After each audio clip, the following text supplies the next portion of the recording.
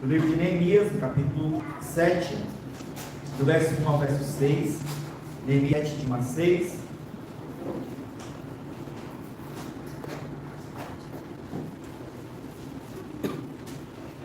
Neemias, capítulo 7, do verso 1 a 6, diz assim a santa palavra do nosso Deus. Ora, uma vez reedificado o muro e assentadas as portas, estabelecidos os porteiros, os cantores e os levitas, eu nomeei Anani, meu irmão, e Ananias, maioral do castelo, sobre Jerusalém. Ananias era homem fiel e temente a Deus, mais dos outros, e lhes disse: não se abram as portas de Jerusalém até que o sol aqueça, e enquanto os guardas ainda estão ali, que se fechem as portas e se tranquem. Ponham-se guardas dos moradores de Jerusalém, cada um no seu posto diante de sua casa. A cidade era espaçosa e grande, mas havia pouca gente nela, e as casas não estavam edificadas ainda. Então meu Deus me pôs no coração que ajuntasse os nobres, os magistrados e o povo para registrar as genealogias. Achei o livro da genealogia dos que subiram primeiro, e nele estava escrito: são estes os filhos da província, que subiram do cativeiro, dentre os exilados de Nabucodonosor, rei da Babilônia. O que Nabucodonosor, rei da Babilônia, levara para o exílio, e que voltaram para Jerusalém e para Judá, cada um para a sua cidade. Que Deus nos abençoe com a sua palavra. Vamos orar mais uma vez? Ó Deus Santo, nós te louvamos, Senhor, e te bendizemos pela bondade do Senhor para conosco, sendo nós pecadores indignos. O Senhor constantemente se dirige a nós com amor, com graça, às vezes, Senhor, tendo que ser duro e firme, mas sabemos que isso também reflete o amor gracioso do Senhor para a nossa igreja. E agora, Pai, estamos aqui mais uma vez diante de uma porção da Tua Santa Palavra, e nós rogamos que o Senhor fale conosco, ó Deus, do modo como o Senhor deseja falar, que o Senhor quebrante os nossos corações, que o Senhor nos dirija, que o Senhor, ó Deus, pelo Teu Espírito, abra os nossos olhos, o nosso entendimento, para que possamos, ó Deus, compreender a Tua verdade e assim vivê-la segundo a tua boa vontade, ó Pai. Rogamos, ó Deus bendito, no nome santo de Jesus, e te damos graças. Amém. Os irmãos devem se lembrar, quem estava aqui no domingo passado, que eu comecei contando um pouco sobre a minha infância e como nós construíamos casinhas de tijolo de caixa de fósforo. As casinhas, na verdade, formavam uma grande cidade. E nós, então, depois de construir a cidade, a tarefa era quem construía primeiro começava a destruir a cidade dos outros. E nós, então, criávamos esquemas, é claro, para proteger a nossa cidade. E, às vezes, brincávamos até o pôr do sol. E depois, quando achávamos que estava seguro, a nossa cidade estava segura, a gente saía e, então, voltava para casa e ia tomar banho e cuidar para dormir. Bem, mas de vez em quando acontecia que depois de sairmos, um de nós, um dos irmãos ou amigos que estava brincando, voltava escondido e destruía a cidade que foi protegida durante muito tempo, porque faltou pensarmos nesse detalhe e guardarmos a segurança da cidade. Bem, nós chegamos num ponto em que a cidade agora está protegida, Jerusalém está protegida, o muro e as portas estão no lugar, como nós lemos no verso 7. Ora, uma vez reedificado o muro e assentadas as portas, então estava tudo pronto. Agora era o momento de desfrutar da paz, da segurança e da tranquilidade que o povo esperava por muito tempo. Mas mesmo assim, Neemias entendeu que não poderiam descansar, vacilar, mas que é necessário manter vigilância e cuidado, zelando pela cidade do povo de Deus. Nós lemos no Salmo 127, no verso 1, as seguintes palavras: se o Senhor não edificar a casa, em vão trabalham os que a edificam. Se o Senhor não guardar a cidade, em vão vigia a sentinela. Esse verso 1 do do Salmo 127, indica que, em última análise, quem edifica e quem guarda é o próprio Deus. E Neemias tinha consciência disso.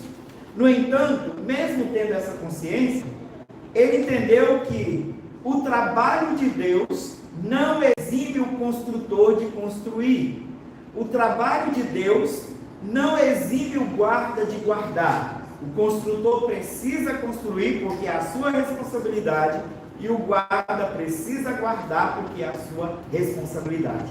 Assim, Neemias, entendendo bem isso, confiou toda a construção nas mãos do Senhor, mas o tempo todo chamava o povo: coloquem as mãos à obra e vamos trabalhar. Nós nos uniremos e juntos reedificaremos.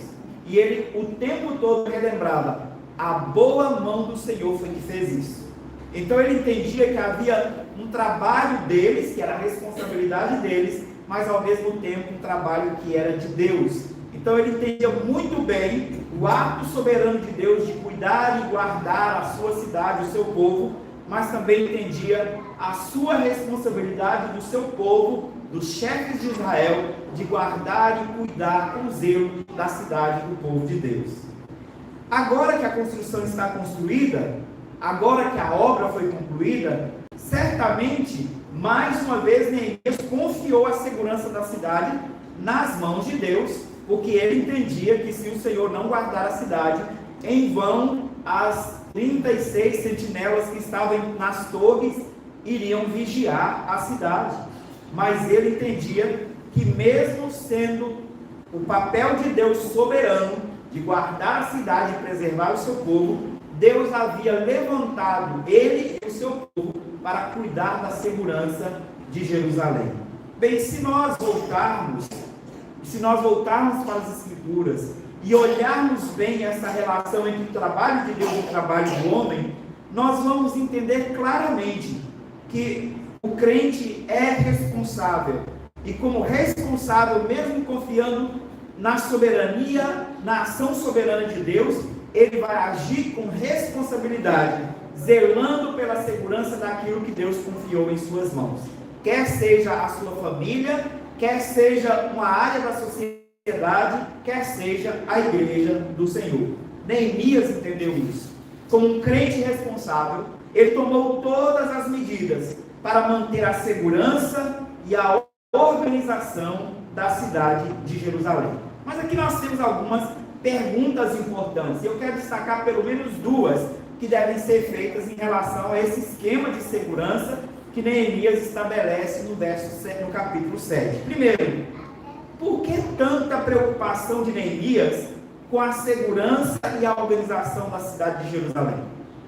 Segundo, o que Neemias realmente desejava preservar naquela cidade? Se nós voltarmos para as Escrituras e entendermos o que a Bíblia diz a respeito do papel de Jerusalém para o seu povo naquele momento, nós vamos entender as razões, nós vamos entender os motivos. Precisamos lembrar o que Jerusalém representava para o povo de Deus e o que Jerusalém representava para a própria história da redenção. Conforme nós vimos no Salmo 122, o Salmo 122 é um convite à adoração a Deus. Começa dizendo: ó, como eu me alegro ao ouvir, vamos à casa do Senhor. E aí ele começa a descrever a cidade de Jerusalém. No verso 4 ele diz que Jerusalém é o lugar para onde sobem as tribos do Senhor, como convém a Israel, para renderem graças ao nome do Senhor. Assim, o salmista está dizendo, Davi está dizendo, que Jerusalém era o centro da adoração do povo de Deus.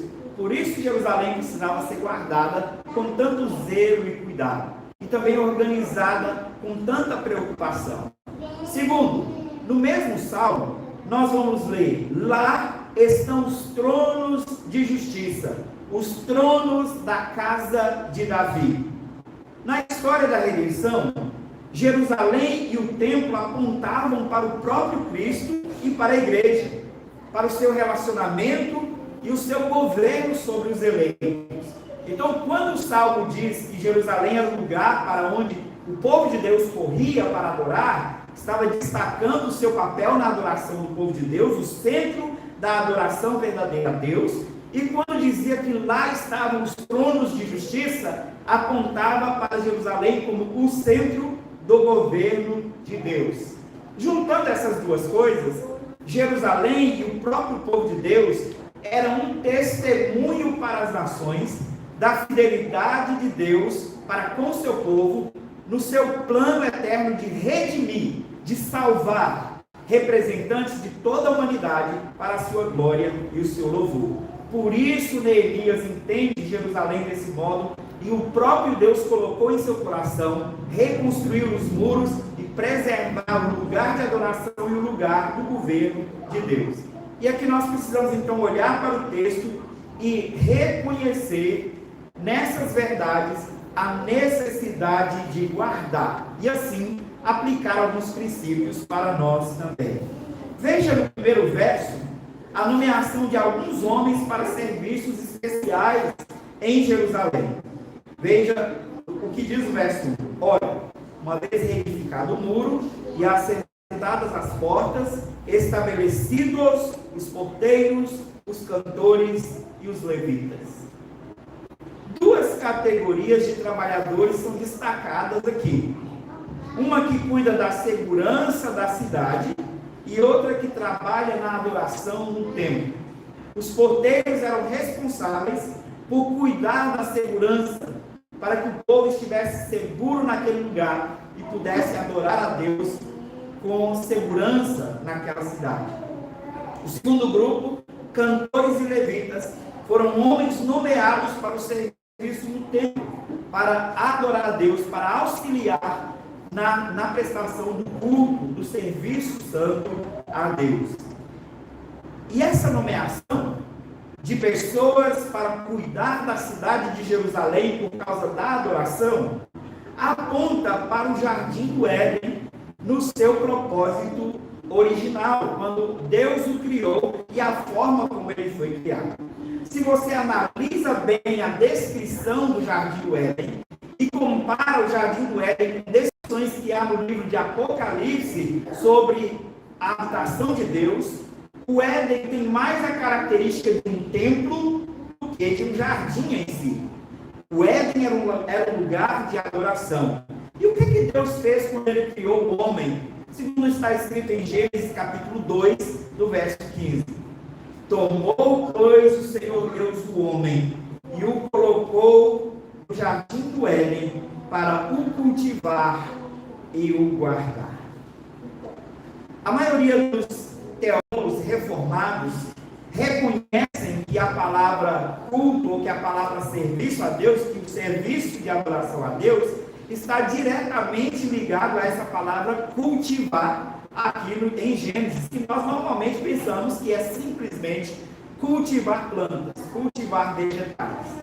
Mas, na verdade, o Éden é um lugar de cultivar ou de prestar culto a Deus, de prestar adoração a Deus. Mas o homem também é responsável por guardar o Éden.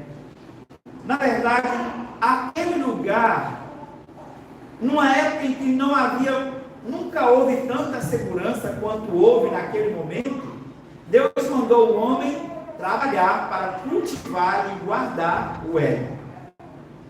E então, agora, já na queda, já caídos, Deus cria uma cidade, ou separa uma cidade, essa cidade que foi conquistada por Davi. Deus separa essa cidade para ser um lugar de sua adoração, e assim Deus orienta esses servos do Senhor a fazerem, a manterem um padrão bem semelhante àquele que ele estabeleceu desde o início. E ele coloca homens para cuidar, para guardar tanto a adoração quanto a segurança da cidade, no lugar onde estava o centro da adoração do povo de Deus.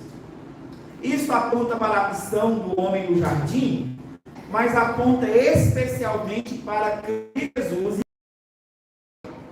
porque o objetivo, na verdade, e o centro da história da redenção, é a obra que Deus realizou por meio de seu Filho, para reconciliar consigo um povo que viesse prestar-lhe culto e adoração verdadeiramente e eternamente, e que vivesse para sempre debaixo do seu governo.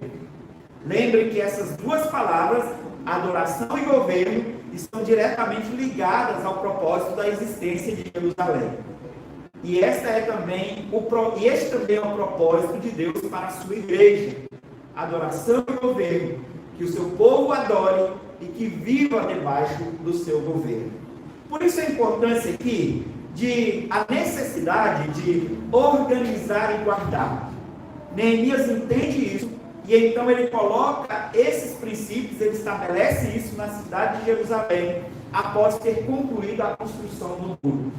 Isso, na verdade, nos ajuda a aplicar princípios da história da redenção para as nossas vidas, quando nós olhamos para esses eventos ou para esses fatos que aconteceram com o povo de Israel.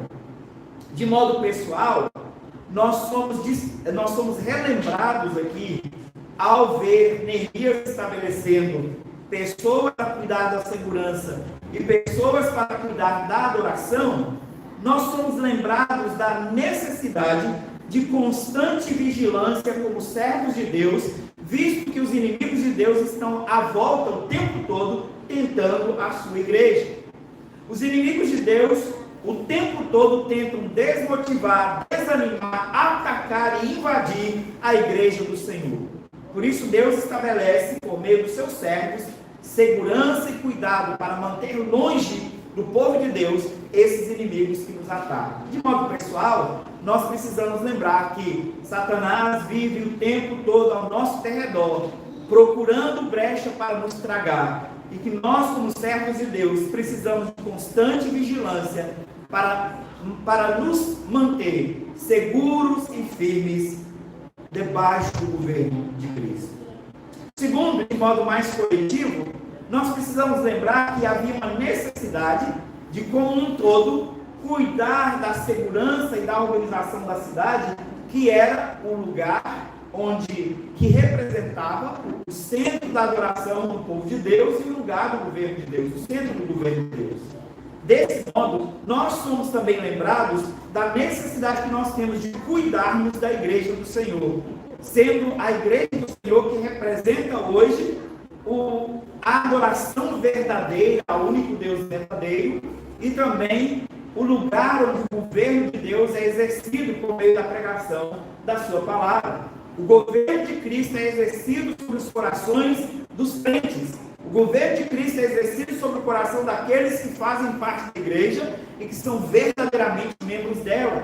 E é papel daqueles que o Senhor levantou cuidar para que a adoração seja feita do modo correto, zeloso, segundo o que Deus prescreveu, não segundo invenções ou imaginação humana, mas segundo o que Deus mesmo prescreveu, e também de cuidar da santidade da igreja, de zelar para que a igreja mantenha-se debaixo do correto governo de Deus, do correto governo de Cristo, não sendo governado segundo seus próprios pensamentos ou segundo as instruções e tradições de homens, mas segundo o governo do próprio Cristo. Em segundo lugar, nós observamos que Neemias está preocupado com algo mais além do que só segurança. Ele está preocupado com ordem. E aí, do verso 2 e 3, nós vimos o que ele faz para cuidar da segurança e da ordem da cidade. Ele diz no verso 2: e nomeei Anani, meu irmão. Esse Anani é aquele que levou as notícias para ele lá na cidade, na cidadela de Suzã, e que fez com que ele viesse para Jerusalém para reconstruir os muros.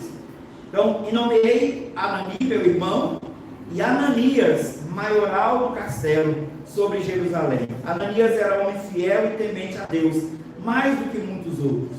E lhes disse: não se abram as portas de Jerusalém até que o sol aqueça, e enquanto os guardas ainda estão ali, que se fechem as portas e se tranquem. Ponham-se guardas dos moradores de Jerusalém, cada um no seu posto diante da sua casa. Aqui, Neemias se preocupa com segurança, mas ele faz isso com muita organização. ele designa, em primeiro lugar, homens qualificados para a administração da cidade.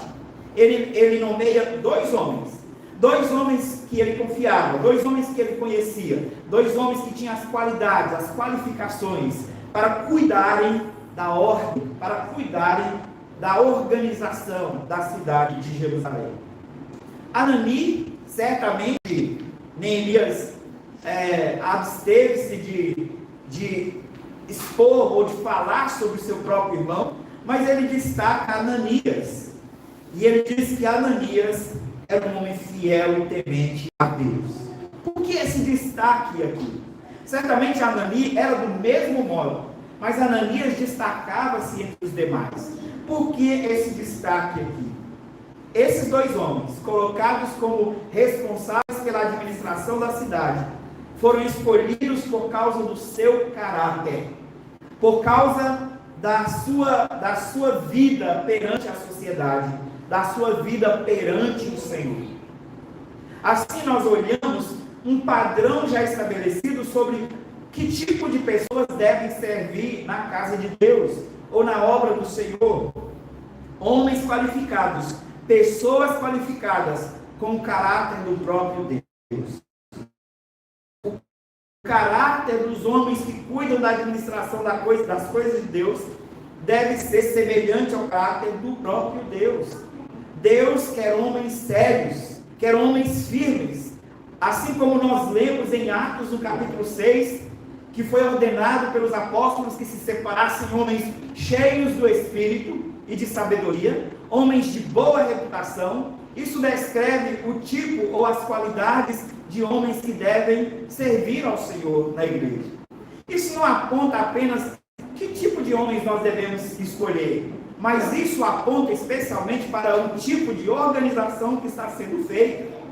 É a obra de Deus, é a casa de Deus, era a cidade de Deus que precisava ser administrada. A cidade que representava o centro da adoração e o centro do governo de Deus. Hoje, expressamente, essas duas realidades são ligadas à Igreja de Cristo. A Igreja de Cristo, o povo que é separado pelo Senhor e para o Senhor, é o povo que o adora em espírito e em verdade. Logo, nós somos aquele povo que Deus quis separar para a adoração verdadeira. Além disso, o governo de Cristo é manifesto na igreja. Por isso, aqueles que governam devem representar o caráter do próprio Cristo. Sim, são homens imperfeitos, são homens pecadores, mas eles devem ser mais parecidos com Cristo possível, para que possam governar e manter a ordem da obra de Deus. A preocupação de Neemias é que houvesse ordem em Jerusalém e que as coisas de Deus, tanto a administração do serviço santo no templo, quanto a administração do serviço público, da administração da cidade, fossem feitas com zelo e santidade. Nós normalmente pensamos que serviços administrativos podem ser feitos por qualquer pessoa que tenha as qualificações técnicas para isso. Mas veja, a preocupação de Neemias, acima de tudo, não foi qualificação técnica. Certamente, Anani e Ananias tinham as qualificações técnicas para isso. Mas a preocupação primordial foi que eles tivessem as qualificações espirituais para isso. Às vezes, na igreja, nós temos, sim, casos de homens que são extremamente bem preparados. Mas nós não devemos atentar para a boa preparação técnica que eles têm, mas primordialmente para a boa qualificação espiritual que eles têm. Se eles parecem com Cristo, se o caráter deles é semelhante ao do Senhor, se eles estão lutando, visivelmente lutando contra os seus pecados, para que Cristo seja glorificado em suas vidas.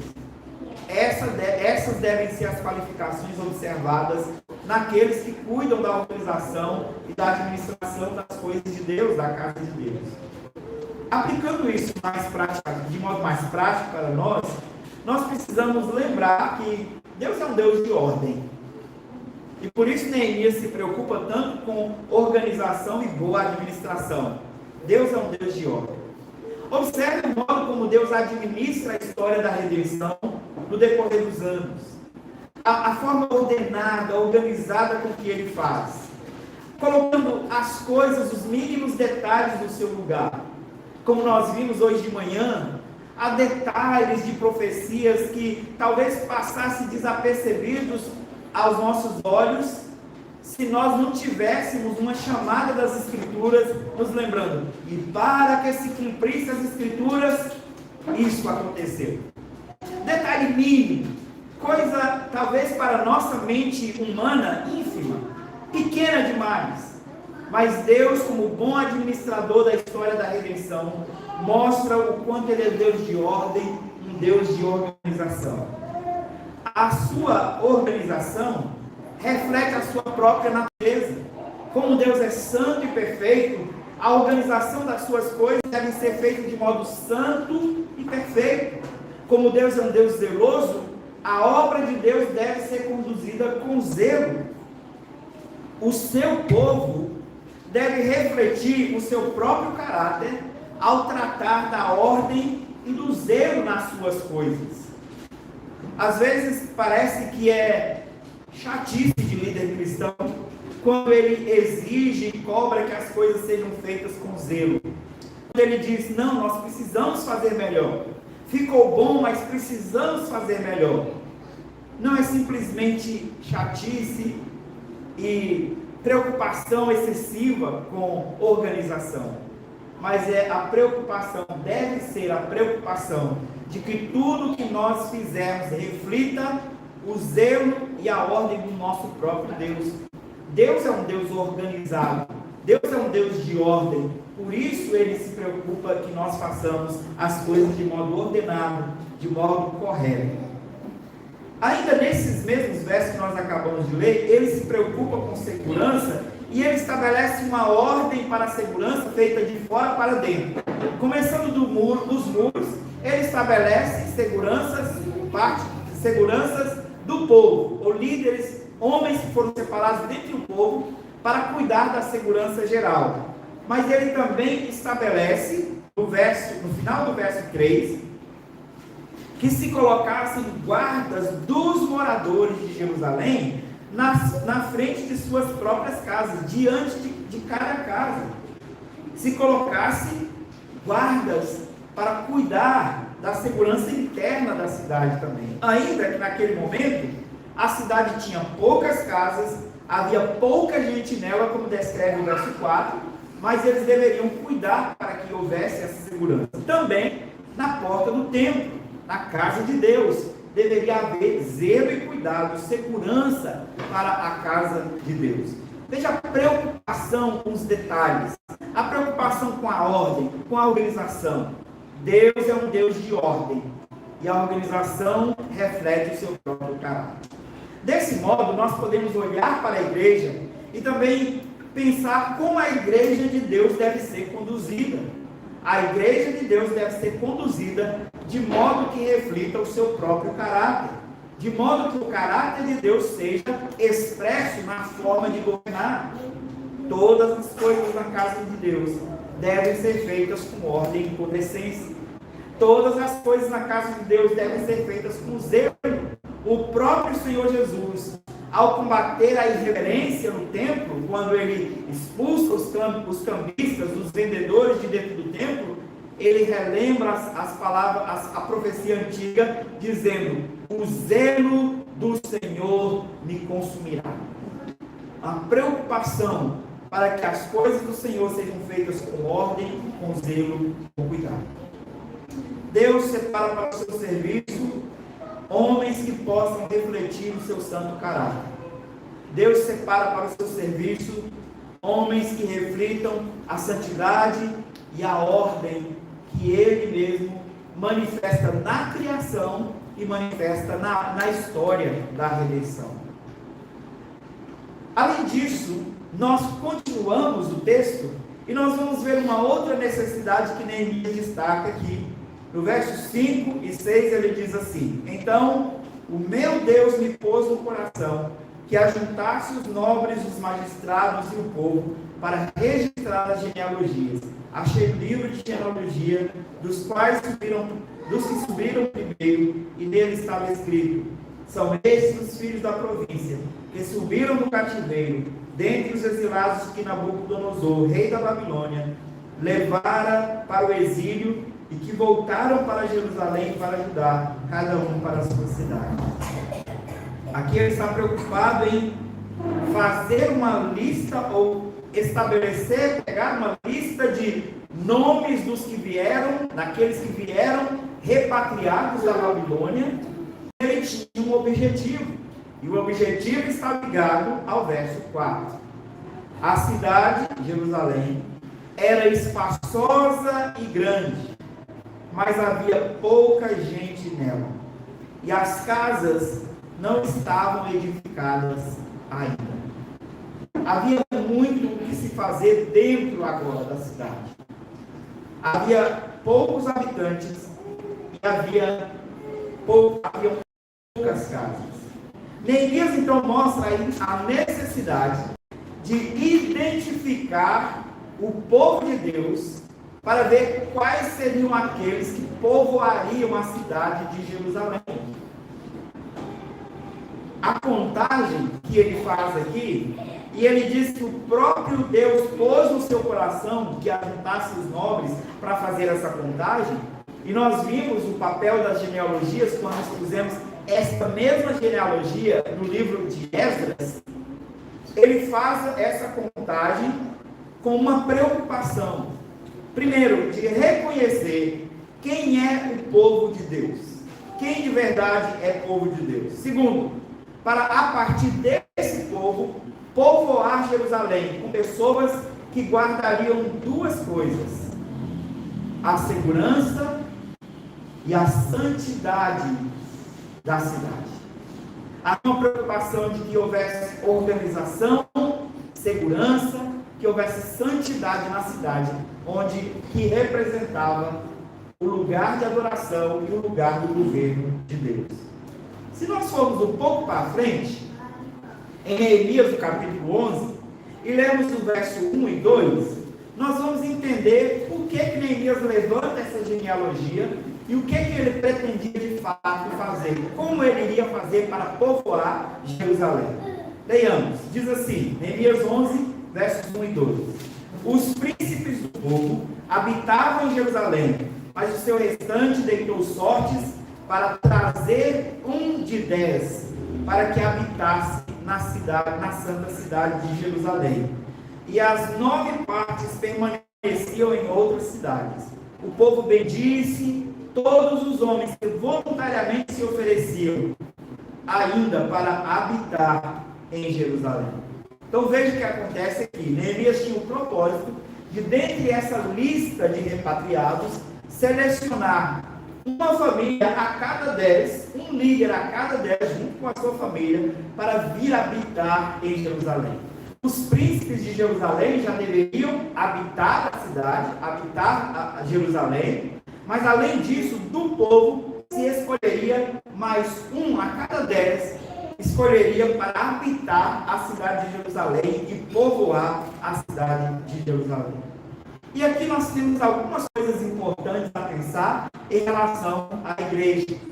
Bem, ainda que estava chamando de todo o povo de Deus, alguns estavam sendo chamados para habitar aquela cidade como representação de aquele lugar, um lugar onde o povo de Deus se reunia para adorar, e ali estava o verdadeiro povo de Deus. Bem, não esqueçamos que haviam outros que eram povo de Deus, que estavam fora da cidade, mas aqueles eram escolhidos para representar o verdadeiro povo de Deus. Só podia habitar aquela cidade quem de fato tinha uma identidade com o povo de Deus. Ninguém mais que não fosse identificado com o povo de Deus poderia habitar aquela cidade. Mas o capítulo 11, interessante, que Neemias menciona pessoas de outras nações que foram alcançados pela lei de Deus e que se renderam à lei de Deus e que poderiam habitar naquelas terras fazendo parte do povo de Deus. Assim, os que creem em Deus são chamados para habitar na terra de Deus. Desse modo, nós olhamos para a mensagem do Evangelho e lembramos que todo aquele que é chamado pelo Evangelho, por Cristo Jesus, faz parte da Igreja de Deus, como verdadeiro filho de Deus, como verdadeiro membro do povo de Deus. A forma de se identificar naquele momento é se eles estavam de algum modo ligados pela genealogia ao povo judeu, ou alguns que haviam pela conversão vindo a abraçar a fé do povo de Deus. Mas agora, para ser arrolado à Igreja de Cristo, o critério é se você está identificado com o próprio Cristo.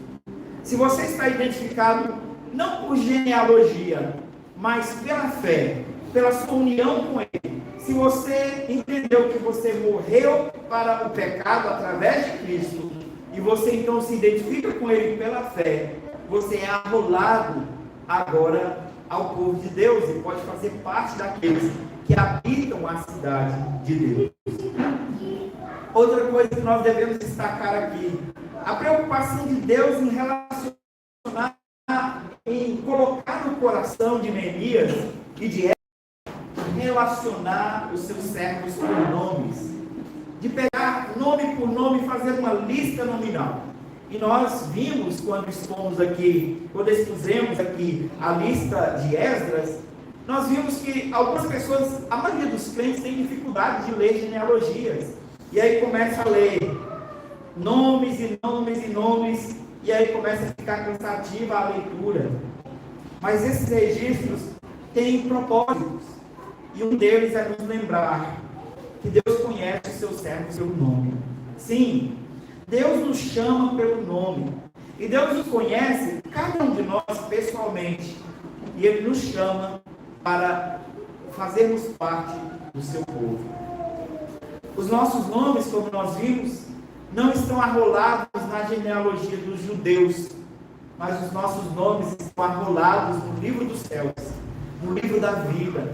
Quando nós somos chamados pelo Senhor, pelo Evangelho, recebemos a confirmação de que o nosso nome foi arrolado, está arrolado no livro dos céus. Deus nos chama pelo nome, e nós somos chamados a fazer parte dessa cidade. Lembremos, a cidade de Jerusalém representava o centro da adoração e o centro do governo de Deus. Agora, pensando no céu, na sua identidade com Cristo, aquela cidade representava, em primeiro lugar, o centro da adoração, e isso aponta que só Deus deve ser adorado, só há um Deus que deve ser adorado, e os seus filhos são aqueles que o adoram em espírito e em verdade. Isso lembra você de qual é o seu principal papel. Qual é o fim principal e supremo do homem? Glorificar a Deus, deleitar nele para sempre. Glorificar a Deus e gozá-lo para sempre. Esse é o principal objetivo da sua vida. Foi para isso que Deus te chamou, para fazer parte do seu povo. Segundo, Jerusalém representava o centro do governo de Deus, ou seja, o lugar onde a lei de Deus é ensinada para o seu povo, e o seu povo se submete à lei de Deus. Jesus Cristo disse: aquele que tem os meus mandamentos e os guarda, este é o que me ama. Assim, nós somos chamados para submeter os nossos corações aos mandamentos de Cristo, à lei de Cristo, ao governo de Cristo. São seus servos chamados para fazer parte da igreja, aqueles que estão dispostos a submeter os seus corações à lei de Cristo, a obedecer à palavra de Cristo. Dentro desse contexto, dentro dessa cidade, Jerusalém, a preocupação de Neemias com segurança, e era isso que representava a muralha, a segurança que Deus provê para o seu povo, nós podemos então concluir que, do mesmo modo, somente quando nós estamos adorando o Deus verdadeiro, habitando no lugar verdadeiro e vivendo debaixo do governo verdadeiro de Deus, é que nós de fato estamos em segurança. Não há segurança fora dos muros de Deus. Não há segurança fora da habitação do Senhor. E nós somos lembrados que Cristo é a nossa habitação. Cristo é a nossa segurança, Ele é o nosso lugar seguro. Por isso que dizemos que Jerusalém apontava para Cristo e para a igreja. Jerusalém e o templo apontavam para a plenitude da presença de Deus através do seu Filho, porque Ele é o Emanuel, o Deus conosco. Mas Jerusalém também aponta para o ajuntamento de todos os santos, que se juntam para adorar a Deus e para obedecer a sua lei. Assim nós somos lembrados que nós somos aqueles chamados para nos ajuntar e adorar a Deus verdadeiro e estar debaixo da sua lei. E nesse lugar nós encontramos segurança. Cristo é o Redentor da igreja. Cristo é quem provê segurança para a igreja. Cristo é quem de fato dá identidade para o seu povo. E nós somos identificados como um povo de Deus, que o adora em espírito e verdade, que está debaixo da lei do Senhor, por causa do próprio Cristo. A pergunta para você hoje é: você tem certeza que você é membro de Jerusalém? Você tem certeza que você está arrolado no livro? Você tem certeza que você tem segurança? Essa segurança é eterna, não a segurança que os muros de uma cidade física pode dar, mas a segurança que só Cristo pode dar para a alma do homem. Só pode ser encontrada na pessoa dele, na sua obra. Você tem certeza que você é membro? Você tem certeza que você está seguro? Se você não é, como o próprio comentarista disse, nós temos uma boa notícia, ou aliás, nós temos boas notícias para você. Se você está fora, você pode entrar confiando em Cristo, se arrependendo de seu pecado. Abandone o seu pecado, abandone as explicações alternativas para o mundo e para os seus problemas. Acredite na palavra de Deus, junte-se ao povo de Deus, junte-se nesta grande obra que é melhor e que é maior do que construir um muro ao redor de uma cidade que está em ruínas, mas que é, na verdade, edificar para si uma igreja, um povo santo, que o glorifica, que o adora em espírito e em verdade, e que está submisso à sua lei, que por causa disso está seguro dentro dos seus muros. É Cristo, e somente Cristo, que pode dar isso para nós. Essa história de Neemias, de Jerusalém, do templo, é apenas um lembrete, era apenas um lembrete de que Cristo Jesus estava fazendo uma obra muito maior, que é de redimir um povo, que vai reunir aqueles irmãos daquele período, Neemias, vamos nos encontrar com ele, e outros tementes ao Senhor, homens como Ananias, que era temente e incomparável a outros homens. Nós vamos encontrar com eles um dia, porque o nosso Senhor reuniu para si um só povo. Se você não tem ainda essa convicção de que você pertence a esse povo, você é chamado hoje a se arrepender e crer em Deus. Se você não tem ainda a segurança de que você pertence a Cristo, que você está para sempre guardado nele, você pode correr para ele e se esconder nele, porque ele é o seu lugar de segurança. Não há outro lugar. Não há outro lugar onde se esconder. Se você quer de fato adorar a Deus em espírito e em verdade, você deve correr para Cristo, porque ele é o único meio de adorarmos verdadeiramente a Deus. E se você quer de fato agradar o Senhor, submeta-se à lei de Cristo, à lei de Deus. Mas lembre também de uma coisa: se você já é crente, e se você está envolvido na obra do Senhor, lembre-se também que você é chamado a fazer as coisas que Deus colocou na sua mão com zelo, com cuidado, de forma que o seu trabalho e o seu caráter reflitam a santidade e o zelo do próprio Deus, a santidade e a ordem do próprio Deus. A pergunta é: você está fazendo bem o seu trabalho? No ministério da igreja, você está sendo zeloso para que o seu trabalho, a sua obra, que você tem realizado na casa de Deus, reflita o caráter do próprio Deus que te salvou, do próprio Cristo? Na sua casa, você como pai, você como mãe, você foi chamado para representar o próprio Senhor dentro do seu lar, sendo a figura de autoridade, a figura da autoridade divina para os seus filhos. Você tem mantido a sua casa em ordem? Você tem sido para os seus filhos um padrão de santidade e ordem à medida do caráter de Cristo? Os seus filhos podem ver o caráter de Cristo em você em casa? A sua esposa, o seu marido podem ver o caráter de Cristo na sua casa? No seu trabalho, também foi uma função que Deus te deu. Como nós vimos hoje no texto, a vida perante a face do Senhor, conceito de corandel. O seu trabalho é uma vocação divina para manter a ordem do mundo.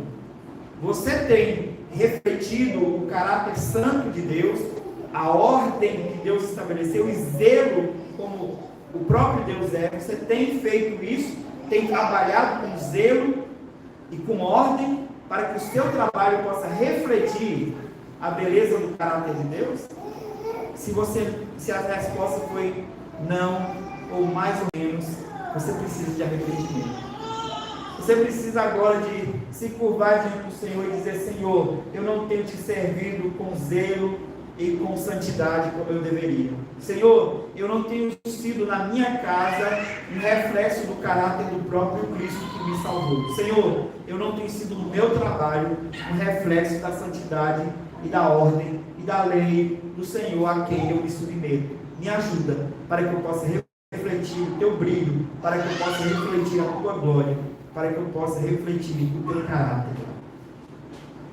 Mas tem mais uma coisa para os crentes. Em relação à vigilância, a preocupação de Neemias, ainda que ele entendesse que Deus é quem guardava a cidade, mas ele entendia que a sentinela precisava trabalhar. É Deus quem guarda a sua salvação, é Deus quem guarda o seu coração, é Deus quem guarda os seus olhos, mas Ele também te deu responsabilidade para você ser vigilante. E há vários chamados nas Escrituras: vigiai e orai para que não entreis em tentação. Sede vigilantes, resistir ao diabo. Sejam prontos, sempre prontos, para enfrentar os ataques que virão contra você. É Deus que guarda a sua vida, é Deus que guarda o seu coração, é Deus que guarda a sua salvação. Sim, é Ele. Mas Ele também te chama a estar sempre vigilante e colocando segurança, meios de segurança, para que você possa não cair na tentação. Primeira coisa que você deve fazer: o pecado, os inimigos, alguns inimigos, o próprio diabo nós resistimos, enfrentamos, mas o pecado você não resiste, você não enfrenta, você foge. Foge do pecado, foge até da aparência do mal. Essa é uma maneira de guardar a segurança do seu coração, de guardar o seu coração em segurança. Segundo, vigie e ore.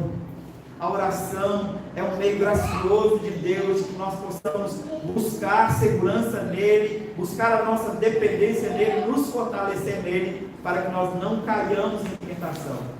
Ore, para que quando você for tentado no dia mau, você esteja bem preparado. Terceiro, prepare-se na palavra de Deus, vista-se com a armadura de Deus, prepare-se na palavra de Deus, para que você possa resistir no dia mau. Procure cercar-se dessas seguranças que o próprio Deus te deu, esses meios que o próprio Deus te deu nas Escrituras, para que você possa se proteger. Seja vigilante. A minha cidadezinha foi destruída várias vezes, porque eu achei que estava segura. A minha cidadezinha de tijolo de caixa de fósforo. Eu achei que estava seguro. E eu confiei nos meus irmãos e amigos, que na brincadeira eram os meus inimigos. E quando eu saí e vacilei um pouco, eles vieram e destruíram a minha cidade. Sejamos vigilantes, cuidadosos, zelosos, organizados na vida cristã. E Deus nos abençoará, Deus nos ajudará, para que nós possamos exaltar e glorificar o seu nome. Sempre lembrando, a nossa suficiência vem de Cristo. Não fazemos nada dessas coisas fora dele. É nele que nós encontramos abrigo, e para ele que nós olhamos, para encontrar graça e força para vencer as batalhas dos nossos inimigos. Que Deus nos abençoe e nos fortaleça e nos ajude a perseverar, fiéis, firmes, vigilantes, diante dos ataques dos nossos inimigos. Que Deus nos abençoe e nos ajude a ser vigilantes e zelosos na obra do Senhor. Vamos orar? Ó Deus Santo, graças te damos, ó Pai, pela sua palavra. Graças te damos, ó Deus, pela sua bondade. Graças te damos, Senhor, porque o Senhor nos ensina, através da história da redenção, a olhar para Cristo e confiar no Senhor, sendo nossa única segurança. Nos ensina, ó Deus, também a ver quão zeloso, quão organizado e cuidadoso é o Senhor na sua obra. Nos ajude, Senhor, a olhar para o seu caráter santo, zeloso, enquanto olhamos para a história da criação, enquanto olhamos para a história da redenção, e vemos como o Senhor cuidadosamente zelou para que todas as coisas estivessem no seu lugar, para que tudo acontecesse segundo a sua boa vontade. E nós também, Senhor, sejamos cuidadosos, submissos ao Senhor e a Cristo como Senhor, para que nós possamos refletir o caráter do Senhor nas nossas obras. Ajuda-nos, Senhor, tudo que fizermos, seja na igreja, na família, na sociedade, em qualquer uma das esferas, nós possamos refletir o caráter daquele que nos redimiu, Cristo Jesus, o justo, santo. Nós possamos glorificar o seu santo nome em todas as nossas obras. Olhamos com confiança para o Senhor, Pai. Pedimos que o Senhor nos perdoe por nossas faltas, perdoe os nossos pecados e nos conduza, Senhor, para que possamos honrar e glorificar o teu santo nome. Assim oramos no nome santo e bendito de Jesus. Amém. Vamos colocar de pé, irmãos. Vamos louvar o Senhor.